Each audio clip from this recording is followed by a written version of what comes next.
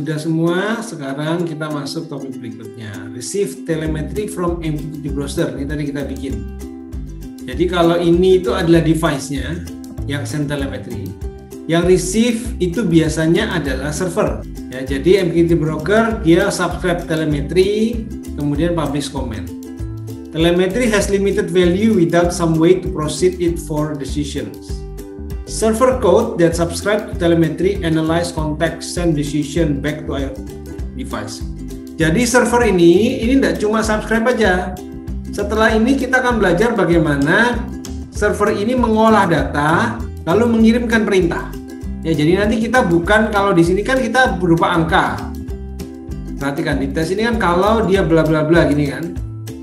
Nanti kedepannya kita tidak lagi berdasarkan angka itu tersimpan di server. Jadi IoT device itu nanti hanya dengar perintah aja, nyalakan atau matikan gitu doang. Nah, sekarang kita akan lihat install environment. Ini tadi gambarnya ya, install Visual Code, create app.py, launch VS Code, check Python environment, bla bla bla. Oke. Nah, how often should telemetry be sent? Seberapa sering kita bisa mengirimkan telemetri? Nah, jawabannya adalah it depends. Jawabannya tergantung apa ya? Tergantung banyak hal. Yang kita ukur itu apa? Kalau misalnya kita ukur temperatur, kira-kira kita harus mikir temperatur itu berubahnya berapa lama sih? Oh, dalam waktu 5 menit temperatur berubah. Kalau tiap detik temperatur rata-rata perubahannya sangat kecil. Atau tiap menit, 1 menit bisa naik loh Pak. Oke, berarti 1 menit. Kalau misalnya kita pakai sensor cahaya tadi, light sensor. Itu kan untuk membedakan siang dan malam. Kira-kira siang dan malam tuh rasio perubahannya berapa sih? Apakah tiap detik harus kita ngecek? Kan enggak juga. Mungkin dalam waktu 5 detik lah. Jadi 5 menit lah. Jadi setelah 5 menit kita cek, 5 menit kita cek, 5 menit kita cek. Karena perbedaan 5 menit itu untuk menyalakan dan mematikan lampu itu masih tidak terlalu signifikan. Beda kalau mesinnya adalah mesin pemotong. Misalnya mesin pemotong daging gitu. Lewat, dipotong, atau kertas lewat, dipotong.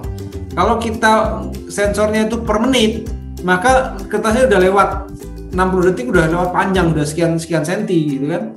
Jadi itu harus per detik. Jadi kita harus tahu sensor dan aktuator kita itu cara kerjanya bagaimana. Jadi tidak bisa digeneralisasi. Kemudian berikutnya adalah loss of connectivity. Nah, kan bisa saja internet ini putus. Kemudian bagaimana caranya? 1, lose data, 2, store data. Jadi strateginya adalah apakah kita buang saja data itu atau kita simpan datanya. Karena kita yang punya kontrol kan, server kan kita yang pegang. Kalau internet mati terus gimana? Datanya mau kita simpan, mau kita queue kan, atau mau kita buang saja. Tapi kalau MQTT itu dia akan meng-queue-kan. Jadi masih tersimpan di sana. Pada angka tertentu ya. Kalau udah sampai ratusan ribuan ya dia akan buang. Sampai di subscribe, diambil datanya baru dia hilang. Misalnya termostat, temperature has less value with time, don't store it. Jadi kayak termostat. Misalnya per menit misalnya. Sekarang sama 10 menit lagi, misalnya sekarang udah dingin gitu ya. 10 menit lagi dia akan bertambah dingin terus kan, turun terus. Kita nggak perlu data yang lama, kita perlu data terbaru. Jadi nggak usah disimpan, buang aja. Itu termometer. Machinery, operational data can always be used for profiling and predictive maintenance. Jadi data-data misalnya kalau kita pasang IoT di mesin ini counter produk. Jadi ada paket, misalnya kita ngomong botol aqua lah ya, menghitung berapa botol aqua yang keluar dari produksi. Jadi lewat 1 botol di plus 1, plus 2, plus 3, plus 4 gitu ya. Apakah itu perlu disimpan atau dibuang kalau internetnya putus? Ya harus disimpan karena historical data itu penting. MQTT won't do this for you, write client or server code. Jadi MQTT tidak akan lakukan hal-hal seperti ini. Kita harus tulis sendiri datanya. Nah, sekarang kita akan send command to MQTT. Jadi command itu adalah message from cloud to device with a request for action. Nah, bagaimana kita handle command? Jadi kalau command itu prinsipnya begini. Di test server ini kita akan mengirimkan command. Bagaimana cara kita mengirimkan command?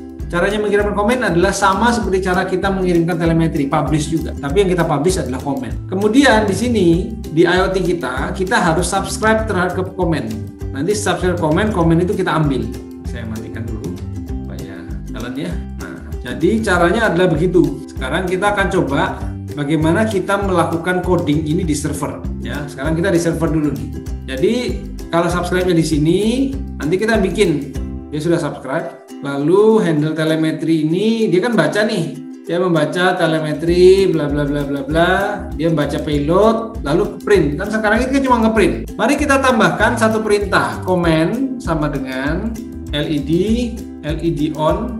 Kita perintah LED on adalah payload. Kalau kita lihat payloadnya itu kan dia bentuknya gini kan, light sama dengan berapa gitu kan. Jadi kita ambil payload yang kata kuncinya adalah light. LED on adalah light kurang dari 500. Atau kalau ini mau saya singkat sebenarnya gini ya. LED on sama dengan ini kan pasti true on false gitu ya. LED on oke gini ya, misalnya light sama dengan ini kalau panjangnya ya, payload light, if light kurang dari 300 maka turn on sama dengan true, else turn on dengan false. Nah ini saya jadikan turn on, comment sama dengan ini ya. Jadi light sama dengan saya ambil payloadnya light. Kalau lightnya kurang dari 300 maka turn on-nya true, else turn on-nya false. Saya bikin comment let on sama dengan turn on. Jadi dia true atau false. Ya, setelah itu saya buat client titik publish server comment topic JSON dumps comment.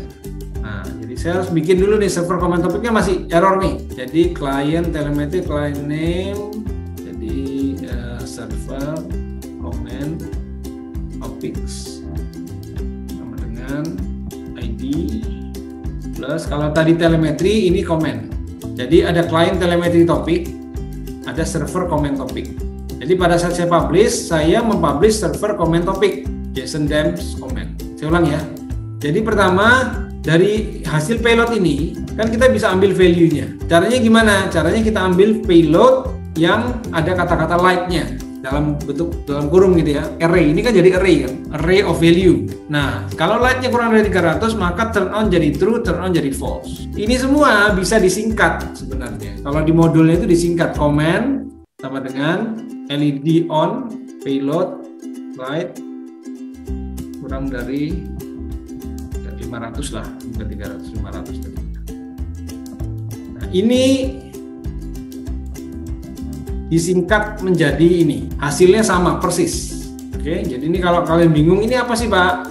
Ya sebenarnya step by stepnya adalah light diambil dulu datanya, kemudian di compare, lalu ada variable true false, dimasukkanlah ke dalam variable let on. Kalau perlu dikasih info di sini ya, print comment send, komennya apa? Kalau sudah kita coba jalankan.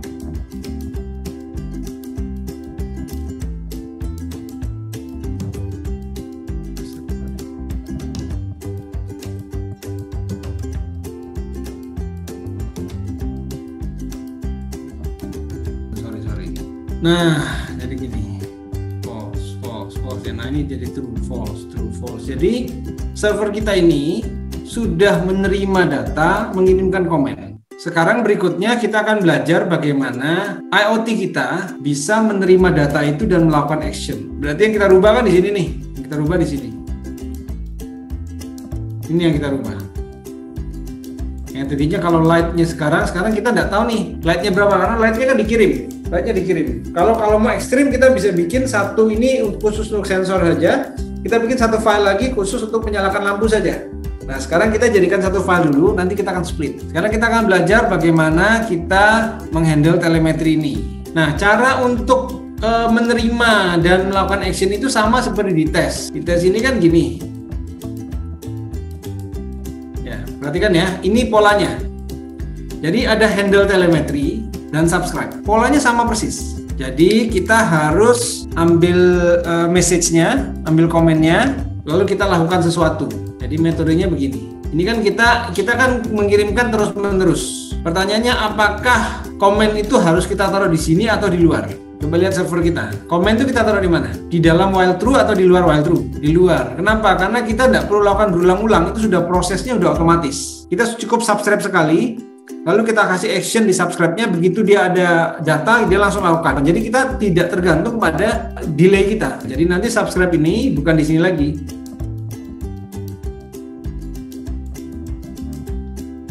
Jadi kita bikin di sini. Ini subscribe on message. Jadi selalu gitu dia. Lalu subscribe on message di atasnya baru kita bikin function untuk on message atau handle telemetry. Nah, kita meniru dari yang ini. MQTT client subscribe, MQTT client on message. Nah, sekarang saya tanya dulu. Kalau ini subscribe-nya ke telemetry topik, kalau di sini untuk komen subscribe-nya kemana? MQTT client subscribe. Subscribe-nya kemana nih? Dia harus subscribe. Kalau tadi kan dia kirimnya ke ini ID telemetry. Test server dia ini kan publish ke server comment topic. Jadi saya harus subscribe ke server comment topic. Apa itu server comment topic? Ini harus saya copy nih.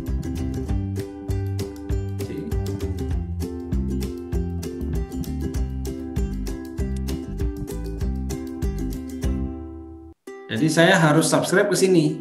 Server comment topics. Setelah saya subscribe, maka nanti MQTT client titik on message. Setiap ada message, saya lakukan apa? On message sama dengan handle telemetry. Nah, handle telemetry ini harus saya override. Jadi define handle comment. Kalau telemetry itu kan kita ngambil datanya. Ini handle comment supaya berbeda. Handle comment dalam kurung apa saja? Client, user data sama message. Ambil sama seperti kita ngambil ini payloadnya. Payload sama dengan JSON load ini. Jadi kita kan sudah ngambil nih JSON loads-nya, ya. Print payload. Nah, supaya tidak bingung, ini time slip-nya saya buat jadi 3 ya, yang di sisi IoT-nya.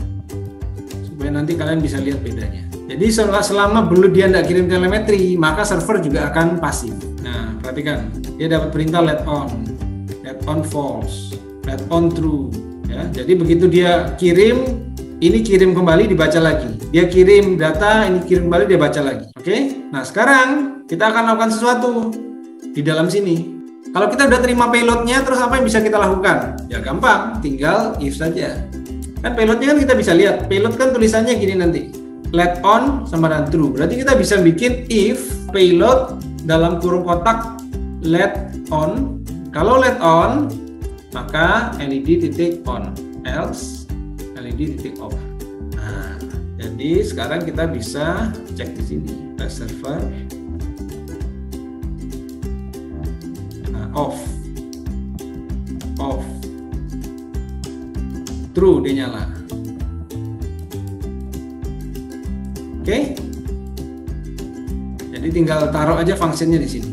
Oke, sekarang coba kalian tambahkan function ini di klien kalian. Nah, sampai di sini kita sudah belajar tentang bagaimana kita mengkoneksikan things kita, mengkoneksikan sensor, perangkat, dan lain sebagainya ke dalam internet, ke dalam sebuah broker istilahnya, MQTT. Nah, MQTT karena sifatnya gratis, maka pertama pasti tidak aman. Yang kedua, siapapun bisa ngambil data kalian. Ya, itu sebabnya kita punya server. Sehingga server ini untuk mengolah data kita, karena MQTT nggak punya mengolah datanya. Nanti pada saat kita belajar Azure itu punya namanya IoT Hub. IoT Hub itu cara kerjanya persis seperti MQTT. Cara mengirimnya juga mirip, meskipun nanti bisa menggunakan package-nya Azure sehingga lebih mudah. Ya. Kemudian nanti untuk prosesnya ini server PY ini nanti ada satu bagian namanya function. Function itu membaca IoT Hub dan mengirimkan komen ke IoT Hub. Jadi IoT Hub itu seperti MQTT-nya, nanti function itu seperti server Python kalian. Oke, kita lanjutkan ke slide. Bla bla bla, loss of connectivity, kemudian challenge-nya. For each device what message bla bla, ada secure, what telemetry do they capture, send, dan sebagainya. Jadi ini tidak secure nih ya. Oke? Jadi mosquito ini tidak secure. Oke, thank you semua.